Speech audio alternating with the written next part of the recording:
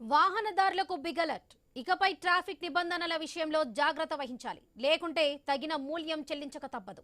చలాన్ పడితే పోలీసులు ఆపినప్పుడు చూద్దాంలే అనుకుంటే కుదరదు. ఇక నుంచి ఈ 45 రోజులుగా కట్టేయాలి.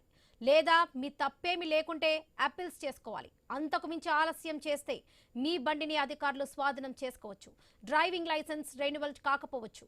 5కు మించి చలన్లు ఉంటే ఏకంగా లైసెన్సే రద్దవచ్చు. సెంట్రల్ మోటార్ వెహికల్స్ రూల్స్ 1989లో కేంద్ర రవాణా శాఖ ఈ కీలక సవరణలను ప్రతిపాదించింది.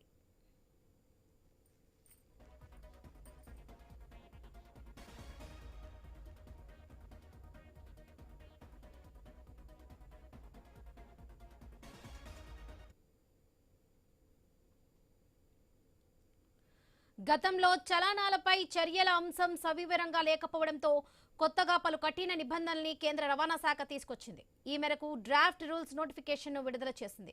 చలాన్ల జారీ, చెల్లింపు, అపీల్స్ చేయడం వంటి అంశాలను డిజిటల్ మానిటరింగ్, ఆటోమేషన్ ఆధారంగా వేగవంతం చేయాలని తెలిపింది. నిబంధనలు ఉల్లంఘించిన వారికి సంబంధిత అధికారులు 3 రోజుల్లోగా ఎలక్ట్రానిక్ రూపంలో నోటీసు జారీ చేయాలి.